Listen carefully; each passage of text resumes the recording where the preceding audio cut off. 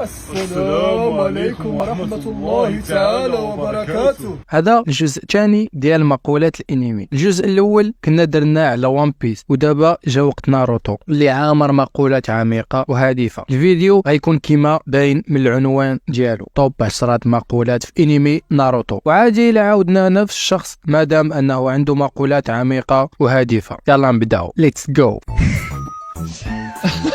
في المرتبة 10 عندنا مقولات شيكاكو: أخرج ما في قلبك فحسب، حزنك وخوفك وغضبك أخرج كل ذلك وكل شيء آخر. وهذه المقولة كان قالها لولده شيكامارو، حيث من بعد ما مات أسوما اللي هو الأستاذ ديال شيكامارو ما بقى ما والو، وكان كيخبي داك الألم لداخل ديالو، وغير بشوية ديال الاستفزاز تعصب وبدا كيقلب في الطوابل. وهنا فين قال ليه هذه المقولة، والمعنى ديالها راه باين، اللي هو أنك ما تبقاش تخبي لداخل ديالك، وحاول أنك تخرج داك الشيء اللي في قلبك. المقولة رقم 9 اللي عندنا هي ديال إيتاشي: أي شخص قوي لديه نقطة ضعف. وهذه المقولة قالها الكيسامي ملي كانوا بغاو يخطفوا ناروتو، ولقاو أن جيرايا هو اللي حاضيه، وكان كيسامي من هضرته بحال إلا استسلم أنه هو ما يقدرش يواجه جيرايا على عكس إيتاشي. وهنا فين قال لي إيتاشي هذه المقولة، والمعنى ديالها أنك واخا غتواجه شي حد اللي قوي راه ضروري تكون عنده نقطة ضعف. غير هو إيتاشي ما سمعش بأبطال الأفلام الهندية اللي ما عندهم حتى شي نقطة ضعف.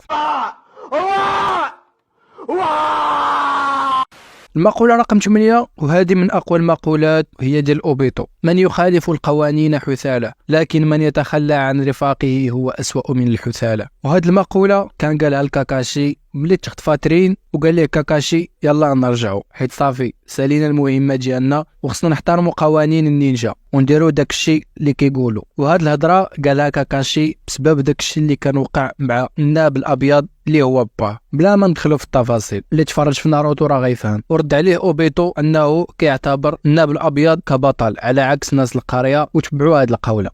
المقولة رقم 7 ما عرفش واش نقول ديال بين ولا ديال ناغاتو، حيت هما واحد: الشخص الذي لا يعرف الألم لن يفهم السلام الحقيقي.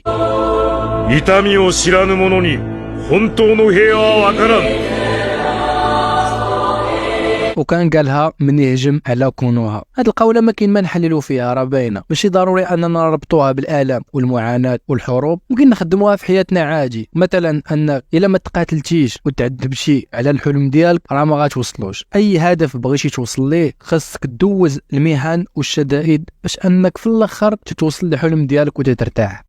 المقولة رقم 6 غنرجعوا لإيتاشي والقولة الثانية ديالو معنا في هذا الفيديو: بغض النظر عن هويتك لا يهم ما تكون، أنت لن تعرف أي نوع من البشر أنت حتى آخر لحظة. وهذه القولة هي قالها الكيسامي في اللحظة اللي تشد فيها كيسامي من طرف ناروتو وكاكاشي وياماتو، وكانوا بغاو ياخذوا منه معلومات على الأكاتسكي، ولكن هو تفك ودار حاجز مائي لراسو واستدعى القروش باش ياكلوه ويموت. وهنا فين تفكر القولة ديال إيتاشي، وزاد قال: يدرك المرء طبيعته الحقيقية في لحظة الموت.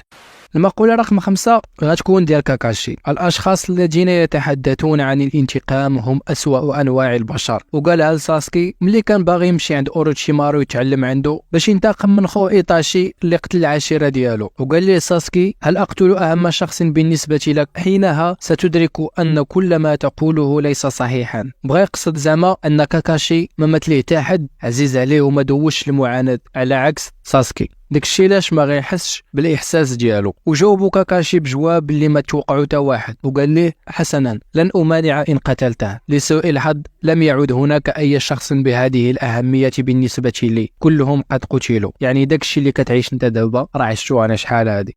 المقولة رقم 4 غنرجعوا لأوبيتو والقولة الثانية ديالو معنا في هذا الفيديو: لا يمكن للمرء أن يحقق السعادة الحقيقية إلا بالتخلي عن الواقع وتخليص نفسك من ذكريات أصدقائك. وهذه المقولة كان قالها الكاكاشي في القتال ديالهم في حرب النينجا. وهنا كنلاحظوا التناقض ديال اوبيتو، ان العالم بدلوا بزاف. في المقولة رقم 8 اللي قلنا كان قال: من يتخلى عن رفاقه أسوأ من الحثالة. وهاجي قالها ملي كان صغير، ودابا كيقول يجب تخليص نفسك من ذكريات أصدقائك. وفكروا كاكاشي وقال ليه: أولئك الذين لا يهتمون بمشاعر أصدقائهم أسوأ من الحثالة. لما فكروا في الماضي ديالو ها كيفاش كنتي.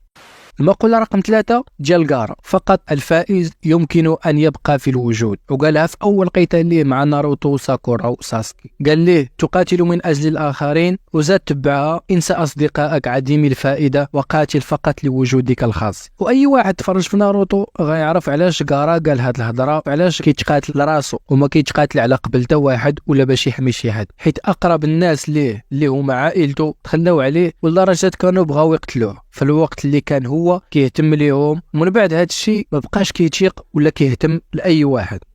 المقولة رقم 2 ديال أوريتشيمارو: لا يجب عليك أن تكون رحيما دائما، أحيانا تكون القسوة حل يا أحمق. وهذه القولة قالها في حرب النينجا الثالثة، وكان قالها لجيرايا من تلاقاو بناغاتو وكونان وياهيكو وكانوا متشردين بسبب الحرب، وقرر جيرايا يكون معلم ديالهم. وهنا فين قال ليه أوريتشيمارو هذه الهضرة، وزاد قال ليه: هل أقتل هؤلاء الأطفال؟ أنا أعرف يتامى الحرب، إنهم أوغاد، من الجيد أن نخلصهم من بؤسهم هذا. أوريتشيمارو كان عارف أن الأطفال اللي كيبقاو من الحروب كيكبروا وكيزيد يكبر معاهم الحقد والكره للعالم، وكلامه كان صحيح، حيت في الآخر الشخص اللي قتل جيرايا هو ناغاتو. أما القولة رقم 1 ديال مادارا، وهذه أشهر قولة وضروري سمعتيها: wake up to reality، استفيق للحقيقة، لا شيء يسير كما هو مخطط في هذا العالم. 現実を見ろ。この世は思い通りにはいかぬことばかりだ。